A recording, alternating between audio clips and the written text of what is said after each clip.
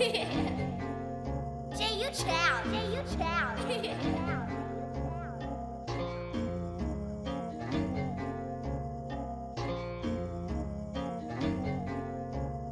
What's up? This your boy Charleston White. Another episode, man, of the Game Related Podcast. What's up with it, fam? Hey, man, you know what time it is, man. Got that boy Do over here, man. Another goddamn great episode on this Game Related Podcast. Elevation is the motherfucking me key, and we got a nigga that done elevated. You heard me? Yeah. Well, I still been trying to process who and what he is. Coming out of Mississippi. So it's easy to overlook the diamonds in the rough. But nah, man, if I had to compare what I saw, I saw BMF operating in the beginning stages from a legal standpoint, from a legal side. That's what I seen, homie. That's what I seen. It's a big statement. I appreciate that. Yeah, so introduce yourself, man, to the crowd, to the audience, to the airwaves. Let them know who on the stage tonight. I'm Meezy, bro. I'm from Jackson, Mississippi. A lot of people know me by Miles. A lot of people know me by Meezy. I started out as an artist over 10 years ago. I had a lot of artists that kind of fell up under my blueprint. I kind of switched over to marketing, and I kind of took the stuff that I learned in the music business and kind of transitioned over to film, with it being less saturated. You kind of have everywhere you go, especially in the Black community, you got a young Black individual talking about he got a mixtape. So when I seen that nobody really had films as far as on the independent level with these same popular local people, I was like, okay, if I put together a film and I put this person apart or put this person apart, it can be successful because we don't have no competition. Versus somebody being like, yeah, what you say, Charles? I had a movie producer here, had that same concept with all of the popular local people, but then Mo3 died. So to come see you, put that blueprint together, and just for the sake of the culture. You had, and we're gonna go back to the beginning of who Meezy is and how he became who he is. But just for the sake of the culture, you were able to put together an event. Now everybody telling me, man, don't go to Jackson, Mississippi. Man, them niggas killing out there. Nah, don't go. Right. So you put together an event, and it had niggas from all sides of town there.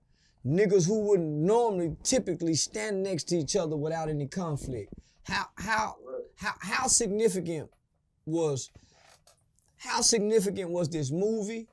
How significant was putting people locally from the city in this movie, and how did that affect that night? First off, it's a big accomplishment to be able to do the certain things. Like, for instance, being able to put certain people in the movies that, don't supposed to be in there together, even be in the same room, that comes from a level of respect. So that's more than anything. And not only that, like I think I told you firsthand, I'm able to change people's futures. And like I said, it might not be financially, but you might have that little girl that's going to school every day and they're asking her what her dad do for a living. And he might be a robber or killer. Now she able to say, hey, he in a movie. So it's kind of just changing the narrative for certain people that come up from poverty environments like myself. Yeah, that's good game. Take us back to the beginning, man. Was you born mom and dad married? Single parent, mother, but I'm a granddad baby. Like my grandparents raised me. Like I said, I'm from. I don't know how to really describe my neighborhood, but the whole Jackson as a whole is just. It's a condensed city. I mean, when I say that, it's majority Black. So anytime you got a city that's 180,000 all Black people and 10,000 white people, you're gonna have a lot of killing, et cetera. So I mean, we the second largest African American city in the United States. So I mean, Detroit being number one, that's 90% black in Jackson, Mississippi, being number 2 with 200,000 people and being 90% black. So I mean, if that with that understanding, you get it right there that we the culture. So when people talking about killing and nice clothes or drugs, sex, or whatever, they talking about us. They talking about Detroit. They talking about Mobile, Alabama, Jackson, Mississippi. So I don't think it's hard to sell the culture inside the culture, especially when you're doing something different than everybody else. Oh, man, you just opened my eyes to something. You got a whole market. You got that's the culture. Yeah, nowhere else in America does that reflect of a city is majority black people. What's this like growing? Well, explain to us, homie. What's this like growing up in school, learning about your blackness in an all-black place? I mean, far as school go, I was a little different. I really was the type of person to kind of go to school and just really try to, do enough just to get by. I really didn't take interest in a lot of the stuff that was being taught in school because I felt like, it wasn't right. So, I mean, teaching me black history inside of a black port city is like mental separation. So I never kind of fell into that. I really always wanted to see bigger and see past that. I wanted to see white people. I wanted to see Asians. I wanted to see other people. So, I mean, that's really my story. Like, I really never, so like I say, even when you was here, we kind of, we went to Mega Elvis' crib. That's right down the street for me. So it wasn't nothing for me to really learn because it's inside me. It was already, Yeah. Real talk. Oh man, Charles, Yeah. Because when you say, man, we finna go down the street, homie. Not around the corner. We finna go down the street, man. And we went right down the street. We made one turn. Yeah, he grew right up with Mega Red. Yeah. We went. So the history of Jackson was right there in your front yard, homie. So I can understand what you saying. Yeah, that, so they didn't have to learn black history. They knew it. They knew black history. They knew black history is outside. Yeah. And so with that being said too, Dewberry, like and far as like I have some wrong to it, but I really be against kind of educating the black history because like where I'm from is kind of like a mental setback. I'm trying to push the culture forward and I'm kind of trying to delete the word racism because like I said, I don't believe in racism. I believe in disrespect and respect because a white person that'll disrespect me or disrespect his own. So I've been trying to push the culture forward and really like delete the word racism and just, kind of look for disrespect and respect and just keep moving forward because like I say, when you mention the word Mississippi, a lot of people refer back to slavery, racism, and country. And I'm really, as me being a leader, I'm trying to push that narrative away because, like I say, with y'all coming down here, it wasn't none country about what was going on.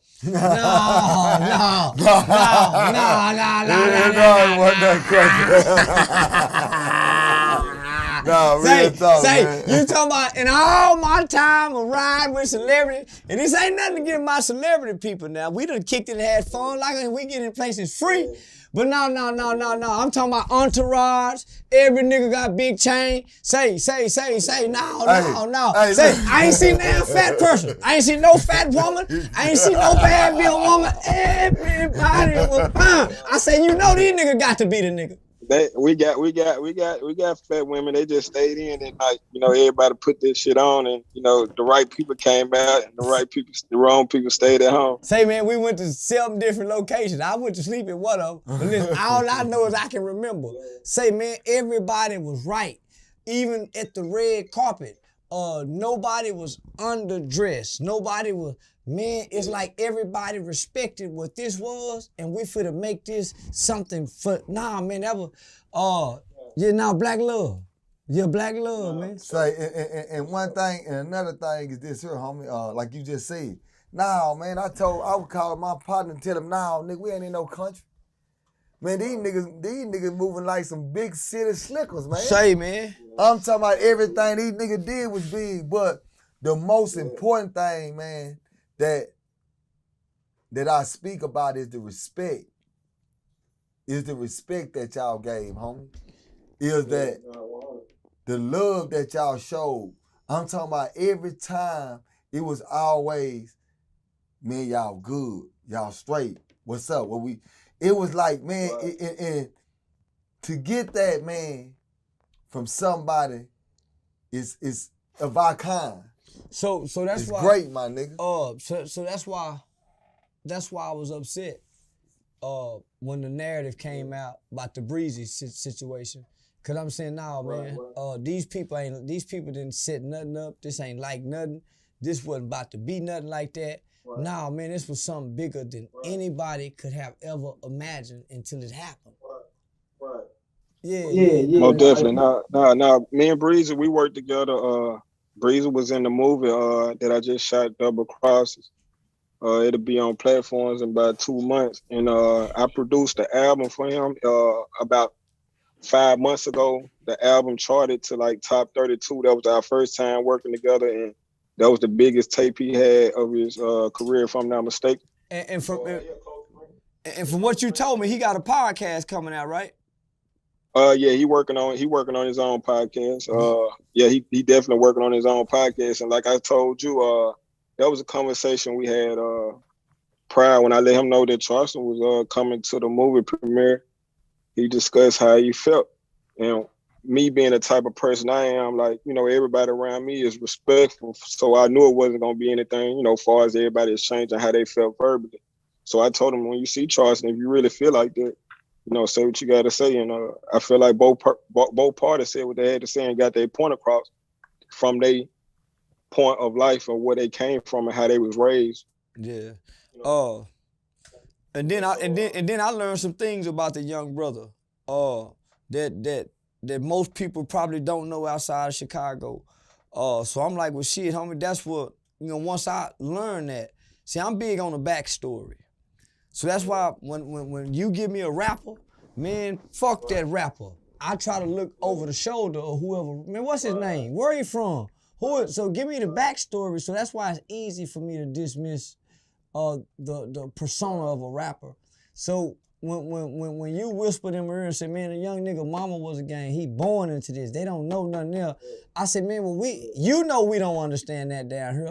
Well, nigga, yeah, let's bring us together. Let's bring us together where we can all come to an understanding. Cause they don't understand how I can say the things that I say. Right. So let me say it like this though, Charleston. I really like when it come down to that conversation, I'm in the middle, but I'm not really in the middle. I come from, you know, where we from in Mississippi, we don't really bang. It's a gang culture, you know, you got GD, VDs, all the above, but we don't really just bang. But I still come from that background, but it's not like a Chicago or New York or California. But at the same time, everybody not able to overcome them mental battles growing up, like far as being in territorial beef. Like everybody not able to overcome that and look past it. Like, so when I see somebody that's from a different neighborhood or somebody that's supposed to be an op or somebody that's a cousin of somebody that I you know, supposed to dislike me, I'm able to look over that because I'd have made it to that point in life. So everybody not at that point. And, you know, sometimes it's not, you know, really their fault, or sometimes it's not really a bad thing. You got people that's successful. You got people that's millionaires, rappers that's still mentally at that point. So like I say, I can't see that no right or wrong in it. I just know what I want for myself personally. Yeah. You know what I'm saying? So well, that's why I'm glad, man, you was able to allow that to be facilitated. Right. Because what it will do, and what I recognized from the beginning, the young brother approached with questions. What's your problem? Right. Why? So as me knowing what I know, man, he trying to understand something. And I want to understand that shit too, because I can't understand that shit. So I said, nah, man, this right here can open some doors. Soon as he get his podcast, homie, yeah, we gonna help. I'm gonna help blow it up by me and him having a sit down conversation. And Breezy one of the smart ones out of Chicago. I gotta give to him, like he's smart. And I mean, shit, by him still being alive and knowing how to move, that's enough to say he's smart. Well, let me just say this. Somebody called in. I think they was out of New York or somebody, but somebody called in 2 weeks ago, and they spoke real highly of that guy. Yeah, they did. Yeah, they spoke. Yeah. They in the airport. In the airport. No, it was the airport. Yeah, they met him in the airport. After that situation in Mississippi, they ran into him at the airport. Yeah. And they spoke real highly of his level of intelligence and how he carried his. Yeah, they did. But you know one thing I can say though, during that situation, a nigga Meezy came right there where I was at and said, everything good, my nigga. My nigga came right there and, no, everything good, my nigga. He need to hear this. Yeah. See, that's what I'm saying. But people don't get it. People don't know what happened and what went on when you around bosses and when you around people that's real leaders, homie. Nah, they move different, homie. They move totally different. See, listen. If go back and watch the film Minati. I'm painting a picture. I'm painting this beautiful picture. Man, you can write a book. You can close your... Just go back and listen to my depiction of how when we got there from the incident. Now, how I paint it, I leave it up to you to how to paint the situation, right? I'm telling you, it's people, his grandmother sitting on the porch. When we get out the car, now Meezy really walked up to the door, but in somebody else's mind, they go think it's somebody trying to come check her. I didn't clear. It's really some old niggas there, some old OGs, some old OGs, some uncles there. Old niggas in there, man. Yeah, and they were sharp. So yeah. I'm painting a picture. But nah, man, this was probably, man, this is one of my best experiences. It's one of my best experiences in my life. One of them. This is up in the top 10. My trip to Mississippi, my nigga.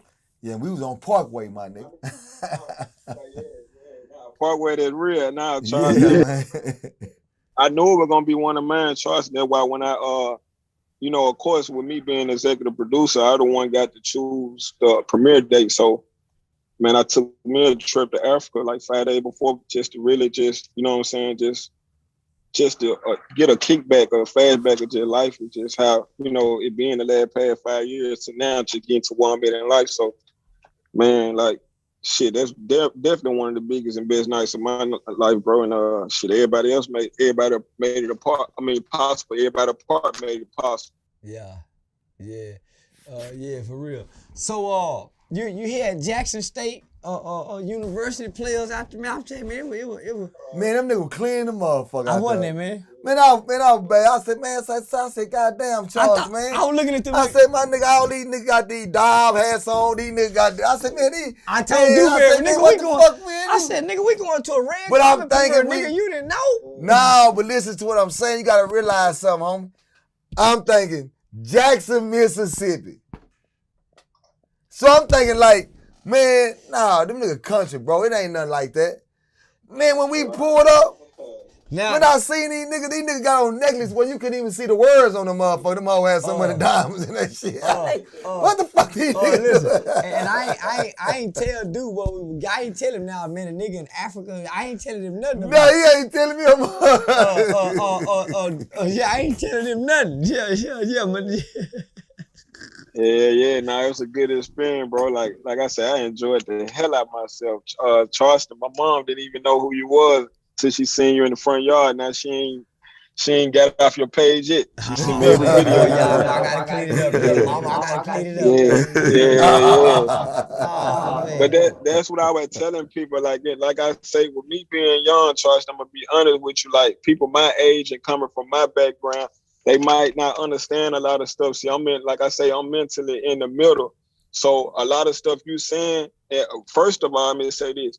It's most civilized people out here that in this world, in America, that's gonna agree with you over street niggas. So that's my message to us street niggas. It's not many of us anyway. So any people that's going at you for really basically saying you disagree with a black man being hurting another black man, it's small of us. The ones who disagree with you, we getting killed. We dying. We going to jail. So people that are civilized, that paying taxes, is way more than them. It's 500 million white people, and it's 100, probably 50 million black people. And out of 50 million, shit, 20 of us finna die.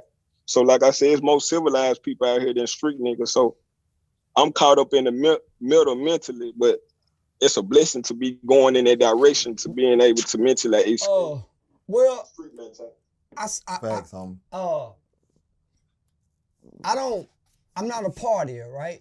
I'm a observer. Every now and then I'll party. So I waited till my last day to party with you guys because I wanted to look, I wanted to see, I wanted to take in, I wanted to connect, and I didn't want to miss nothing. So I sat, man, I was just taking it in, seeing how everybody moved. How I saw one of the main guys. It was just something about it. When he came through, the smile he had on his face, this energy, this I mean, and so his spirit grabbed mine. And it's like his spirit arrested mine. So I just watched this nigga. Then he saw me. He went crazy. Oh man, So I'm not knowing he in the movie. When his character came on, the whole movie cheered. And I said, and based off me just observing him, the response of the movie theater, it let me know, I said, he must been the nigga wasn't supposed to make it. Calabasas, Conehead, How do you pick your characters? How you pick your characters, then how do you trust that these niggas go act right? I'm gonna be honest with you, let me hit you like this, bro. Like, Conehead and another main character in the movie named Tiara Alexis. I basically observed them at the last movie premiere I had last year. They was in the crowd, they paid to get in, and they would turn like it was their movie, they would turn like they was in the movie. It wasn't their movie, nor was they in it. So when time came around for me to shoot my second movie, I didn't go for the people that's in my DM asking, hey, let me be in the movie, let me audition. No, I'm not looking for real actors, so there's no need to audition. I'm looking for real people, yeah.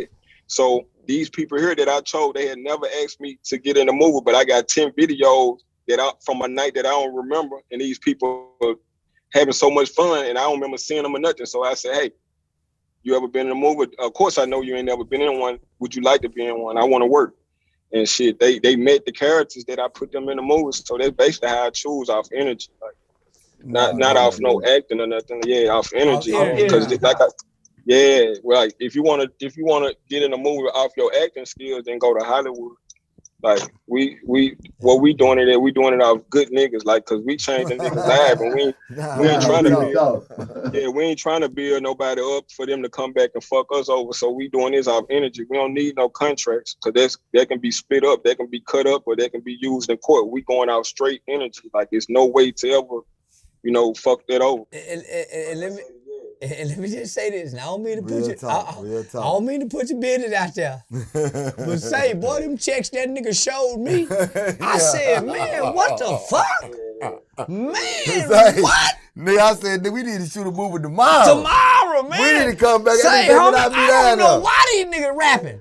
Man, these niggas, say, man, if they saw that email, man, these niggas stop rapping. Say, man, these niggas, everybody start trying to shoot movies, but I ain't gonna throw no alarm in the graveyard. I ain't gonna throw no alarm clock in the graveyard, you gonna man. keep it asleep. See, this how I told Charles, and like I'm one of the one, like I told you, I'm not the copycat type of guy. I'm the type of guy that want to inspire people. So I feel like if anybody go through what I went through to shoot a movie, then I want to work with you. Like, job done. You met me halfway. Let's work. Say, man, I'm telling you, man, if y'all saw these motherfuckers, and man, this is an independent guy. So before I met Murder Pain, I'm hearing, before I met Meezy, and my publicist was saying he worked with Murder Pain, he do this, and they got this next movie coming up. And so, man, I'm really not understanding, because when you don't know, you don't know. Man, I'm thinking, man, these niggas ain't making no money doing this. So what they tell me is, they say, well, Murder Payne is the highest paid black actor on Tubi television. I'm thinking, man, Tubi free. It's, you know, it ain't really free, but man, these niggas ain't making no money. Man, when that man sat me down and showed me the back business side of it, oh my goodness. Nah, real talk, but that come with the game. I shot the movie. I didn't know if it was gonna make $5 or $10. So all my actors in the first movie signed an agreement basically saying, hey, they just here, you know, whatever, just no money. So when I got paid, like all my main actors, I gave them like $1,500, $2,000 for Christmas. They weren't even expecting. Boy, you a good nigga, boy. See, I know you a good nigga though. So I know some people sit around, but I know you a good nigga, man. You showed us that you a good nigga, man. You showed us everything that we need to have, homie.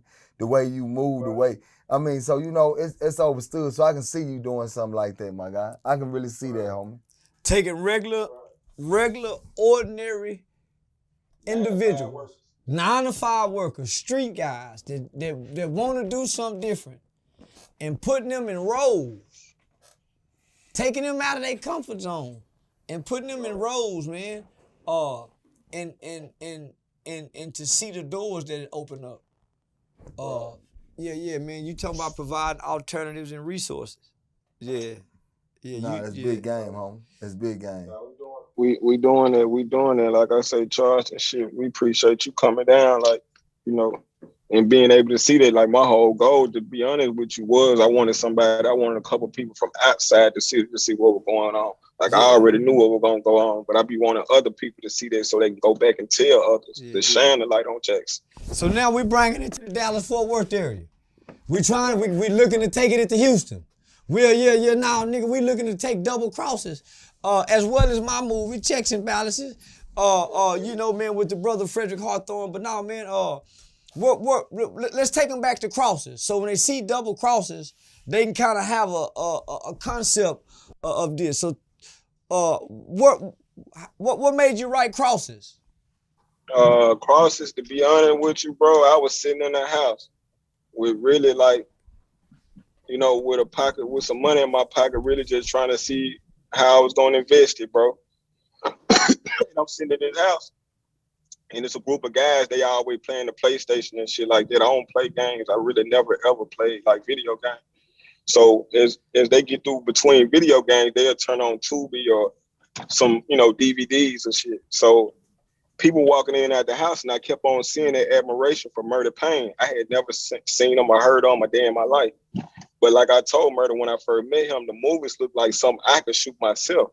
Like, so I was like, well, shit, I could do that. You know, I told myself I could do that. So when I got home that night, I shot him an email. I knew some mutual friends, so I shot the people that was working alongside Murder email, and they let me know what it'd take. And I was like, shit, I got that in my pocket right now. So I flew up to Detroit, and to be honest with you, they told me about $10,000, man. And shit, once we got to shoot, man, that 10,000 turned to 15, then turned to 20, then turned to 100. So me wanting to learn, when I got deep in, about 20 or 30,000 in the budget, I really was like, no turning back. Like, there's no way I'm gonna have a movie sitting in my head that the world ain't seen, and it just sitting in my head. I even went to jail for a couple months. I showed the whole prison, 150 people, a movie that wasn't even out. You know what I'm saying? We all sitting there and watched it before the world even watched it. Mm-hmm. So I'm like, I got to finish. I got to put this shit out. You know, a lot of times I didn't even have the money to finish. You know what I'm saying? So I knew it was bigger than me. So like I say, shit, man, I just shot the whole movie in Jackson. I used a couple people in the city that I was, you know, close with. And I reached out to a girl named Amaretta, Murder Payne. And shit, we did over 100 million streams on Tubi and Amazon Prime. And like I said, I expected nothing. But like I say, Charles, I mean, from you come, yeah. I mean, the people, you know, the city kind of, they be looking for stuff like that to support. So I'm not even gonna lie to you. Like, it didn't amaze me or nothing. Like, they be looking for different shit to support. This my first year ever hearing a Tubi. I just started seeing Murder Payne's face in movies of probably 6 months ago. When I mentioned his name, everybody knew him down here. Especially all the females knew him. Yeah, everybody know him. All the females knew him. Yeah, everybody know him. You ain't gotta tell me. It show up on our analytics on. He said show up on the analytics, huh, man. But listen, this I guess this what I'm trying to see.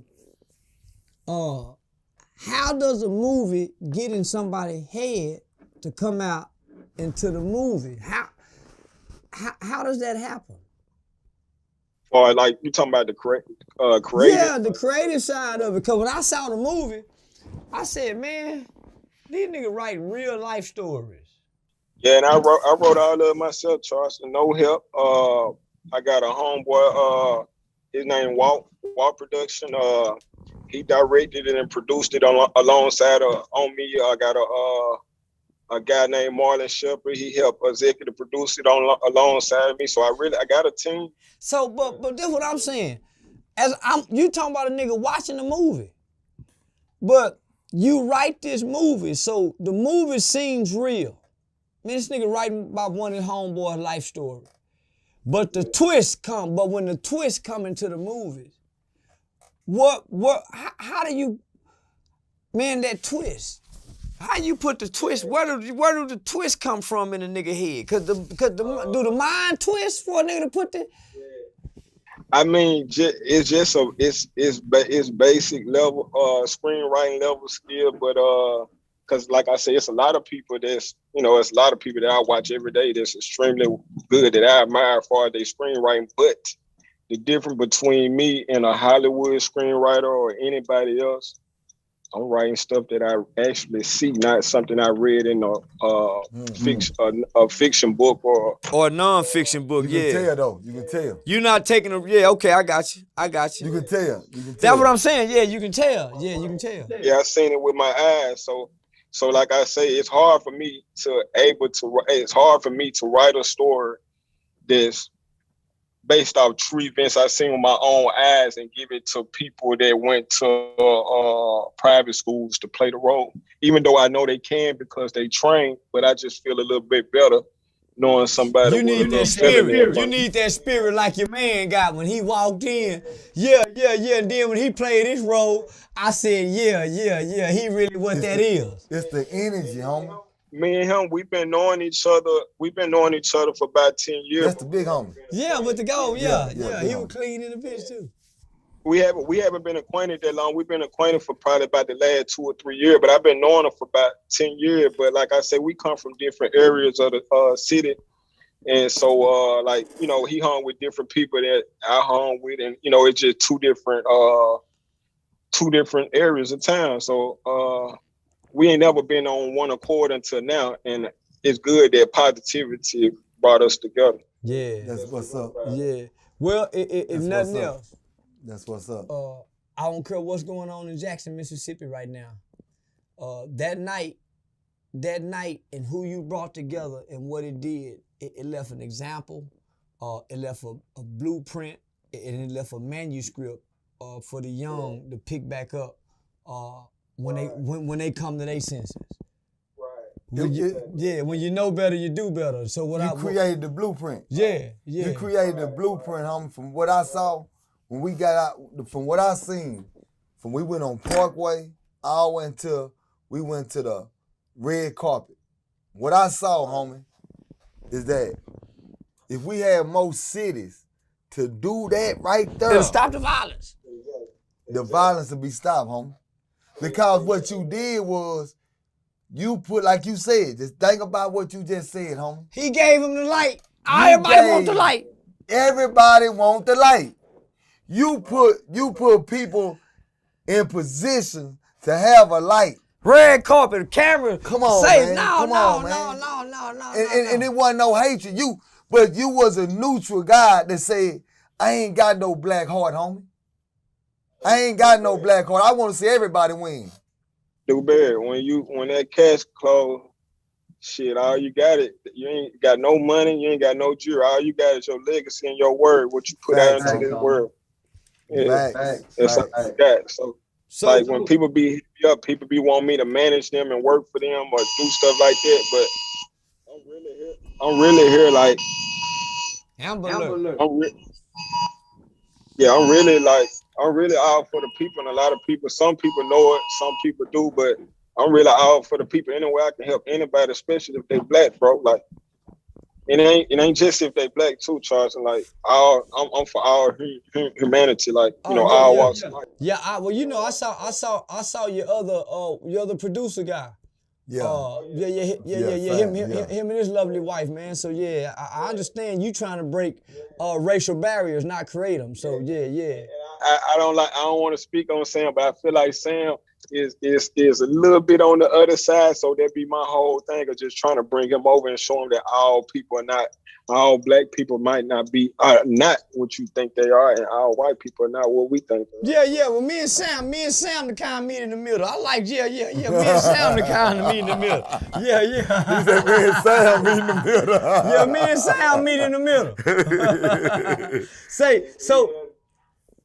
So let me ask you about, so you got crosses, and then rather than coming with crosses too, you come with double crosses. Right.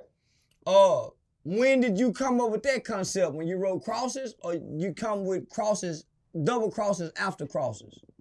I'm gonna be honest with you. I'm gonna be all the way honest with you. I wrote crosses, and I wrote about 2 or 3 more movies in between me writing double crosses. My goal is like I'm using my movies at school. So each movie, my goal is to get better. Like when I was in the movie theater, I was cringing. I was down in the seat because I'm watching my flaws. You were watching the good shit. I didn't see the good shit. I was watching my flaws. That's the type of person I am. So each movie, my goal is to get better. So I have wrote some movies in between that I felt like I'm waiting till I get better to shoot that one. You get what I'm saying? So double crosses is really just a whole bunch of street shit compiled up into one story. So that's easy. Like I can do that in my sleep. Like I've been living long enough to tell you 1,000 street stories, man. So, but like I just wrote one where it's I don't know if I'm gonna call it 12 people or mind games, but it's kind of like it's really some, few people in the room trying to figure out how they can get out of the room, but more on the coming and black standpoint. So I really been just really trying to write them crossover type of movies that'll kill Netflix, or be able to win a couple of them music, not music, but film awards. Yeah, right. So, yeah, so this shit like school for me, bro. Like I went to school, I spent a little money, like 10,000-15,000 for little workshop, but the real school is me being hands-on, because I want to be hands-on learning, and at the same time, I need to see some money coming in my bank account. I don't need to see y'all just taking money and me just learning. Yeah, you know what I'm saying? So I'll be hands-on and learn, and at the same time, I need to make some money at the same time. So shit, the people I met in school, I used a lot of the interns to to get double crosses done and shit. Use a lot of this shit. People don't even know it until you just really get into it on Charleston, but a lot of this shit at our fingertips. Like the world is more independent now. We don't have www.com no more. We got Instagram. So you in control of your own narrative. You in control of your own brand. So why build my brand up and sell it to a white person or a company and get them 75%? I take 25%, but I'm the one who got shot at, had to go sell this or go learn this or put myself in school. I'm the one who had to go through the real struggle. So I can't give up 75% for something that I'd have, blood, sweat, and tears. You say it's at our fingertips. How do I find out? For those that don't know, that wanna get this, because I also found out that all this shit is at our fingertips. But before I had to. It's like I had to get in to find this out. How do you find out it's at your fingertips? Let me tell you one thing about me that I just want to let a lot of people know. Like, I don't have one DM or one email when I'm asking another nigga to do something. You know what I'm saying? Like I always wanted to figure it out. I moved to California in 2012, no car, with 2 other niggas, splitting rent. I didn't have shit but a book. So I started reading, like, I don't have the money to get a PR. How can I learn it myself? I don't have money to market. How can I learn how to do that myself? You know what I'm saying? So a lot of stuff is at our fingertips, but we were depending on another person to do it. So we so busy trying to be a superstar. And then once we feel like we got 10 or 15 niggas who on our nuts, we want to find somebody to manage. But that's not the case. Like, you need to figure out how to market it. You know what I'm saying? Like, you don't have to find nobody to manage, or a manager, first of all, can't manage nothing if you ain't got nothing going on. Facts. You know what I'm saying? A manage is a man. Yeah, they manage. Just like you got a manager at Kroger's, a manager at this, they manage. They not a marketers. A marketer is damn near a business owner. You know what I'm saying? So as an artist in 2022, or as anything that you're doing, you gotta have a business mentality. So from day one, I was trying to figure out the people who not rapping, what they doing and how they know what they know, instead of the guys that's rapping because they look bad in 5 years. I want to see these guys, because it's the same guys in these rooms that been there for 20, 30 years. What do they know that these guys with the big chains on don't know? So I always that guy. Like, I'm the guy that was in the club counting up how many people in there and how much the promoter made. See, you like me, man. Say, God damn it. You know what you just showed me in my spirit? Nigga, you picking up where Jay-Z and Damon Dash left off with them movies. Yeah. But the thing about that too, Charleston, with Jay-Z, like, that's New York. This Jackson, Mississippi, man. Yeah, no, think about this though. Remember, that's the last era of the hood movie. I was just telling you, like, it's a big deal. It's hard, Jay-Z. I don't think Jay-Z could have did Jay-Z from Jackson, Mississippi. No. Well, you know, they had some help. But listen, but then you had ESG them, man, and D Gotti them, they was doing the Dirty Third movies down out of Houston. Yeah. See, that's that last era. Everybody quit that and just everybody put all their eggs in the rap basket. All their eggs in the rap All basket. the eggs went into the rap. I admire Jay-Z, by the way. I admire Dame. Them some of the people that I, including Jay Prince, it's a couple of people that I kind of idolize as far as the whole blueprint of just the entertainment business. So Master P went into it, yeah, the Batty. Yeah, P went into it with the Batty. Snoop Dogg and them, which yeah, now I see you're a sharp young brother. No, real talk. You got rappers around you. You put them rappers in them films too, and that gives them an extra notch on their resume. Exactly. No, most definitely, bro. Like, most definitely. I didn't have nobody around me that, you know, the people that I was dealing with in music, nobody was trying to help us or put our stuff in movies and all shit like that, bro. So like I say, bro, you got one life, and that's your legacy. If you want to go out as a, you know, fuck nigga or somebody that was selfish and all about yourself, then that's your life. Me personally, money, not, you know, everything is really just trying to shine a light on other people around me, you know, and help those that, you know, that can't see that light to help themselves. So let me ask you this. What would you tell to the young guys with the cameras that shoot the videos, that's stuck on video? Stuck on video. No.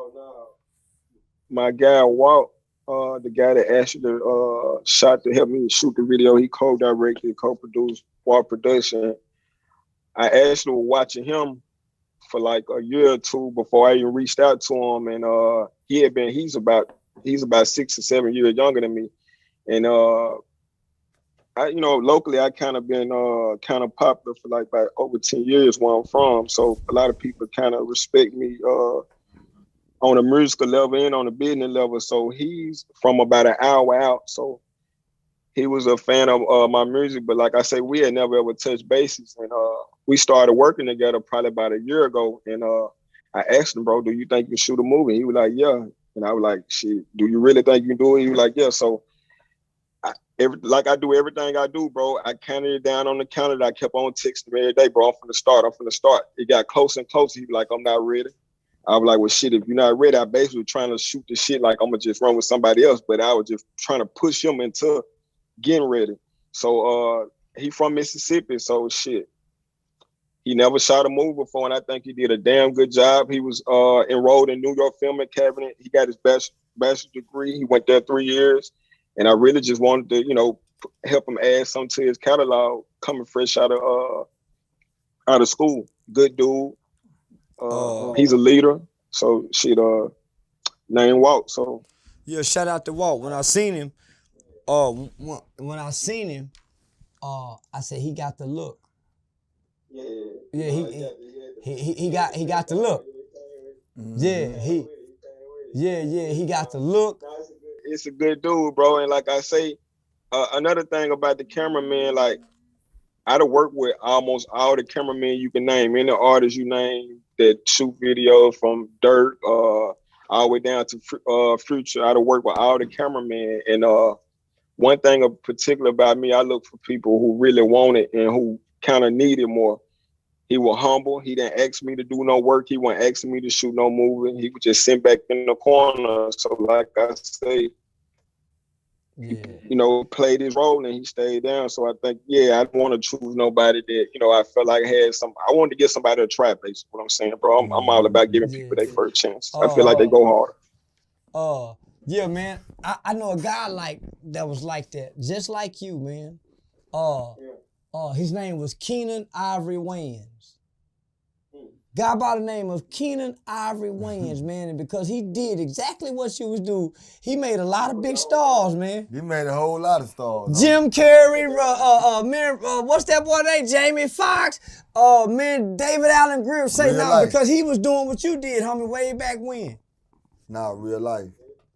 Yeah, Dewberry, like you never know, like who gonna be the best actor in the movie. So when I'm choosing people, I'm not expecting to be the best. I'm not expecting my cousin or I'm not expecting my sister to be the best actor. I'm putting everybody out in the forefront for the world to choose.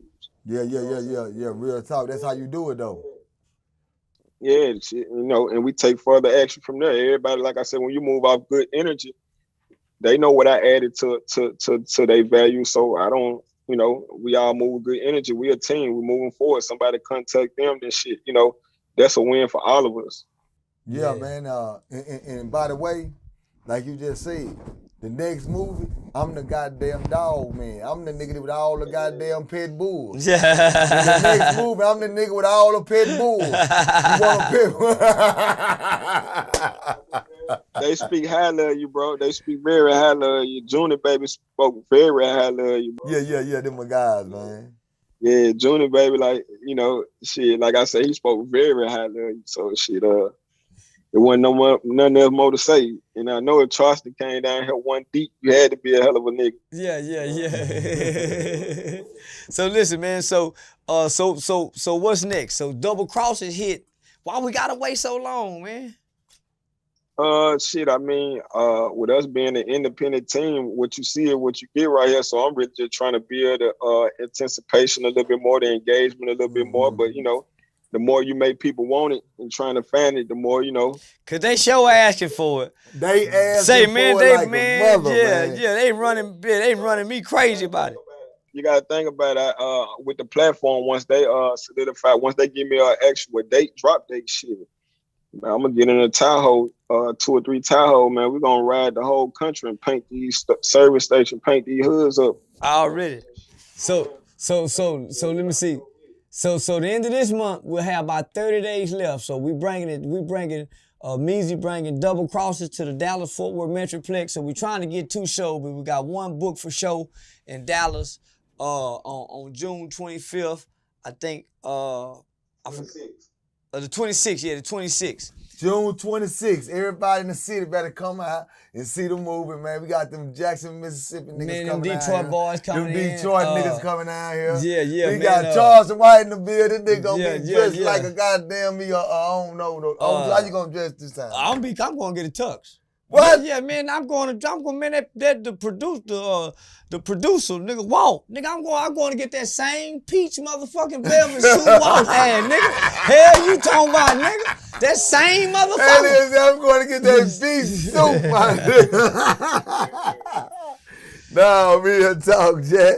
So now, man, Murder Pain gonna be in town for the premiere. Man, we got we got quite a few people gonna be in town for the premiere, man. So it's go be big, man. It's gonna be loud, right? Yeah, we ain't gonna let Dallas. them know the celebrities though, because they see who gonna okay, we coming to now. We ain't letting y'all know the celebrities that's gonna be there. Just know we got some celebrities that's gonna be in the building. Yeah, so yeah. Y'all come out and have a good time, man. For sure.